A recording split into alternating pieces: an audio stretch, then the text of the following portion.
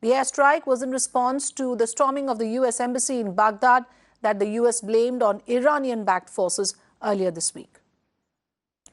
Well, so that's the big news that we are tracking, and Iran has reacted strongly to the killing of its top military official.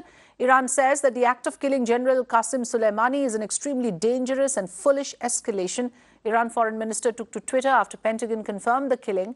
The Iranian foreign minister said that Washington bears responsibility for all consequences of its rogue adventurism.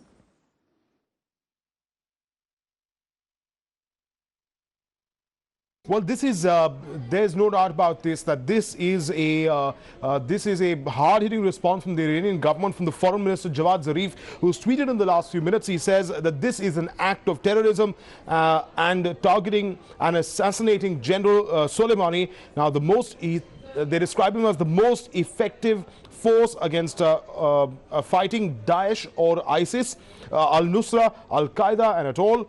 He said they call this move extremely dangerous and a foolish escalation. So Iran is viewing this as an escalation by the United States. Remember, there have been two things. One, of course, is the fact that the US President Donald Trump has had a far more aggressive position and posture to Iran than President Obama in the past.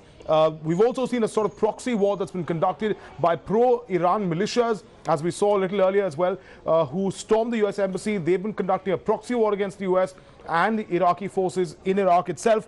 And now this response, in fact, from the US government has led to a further deterioration. At last, he says, the US bears responsibility for all consequences of its rogue adventurism. So thus far, the Iranian government is not necessarily spelling out how they will react, but they made it very clear that the US bears all responsibility for the consequences of this action that took place earlier today.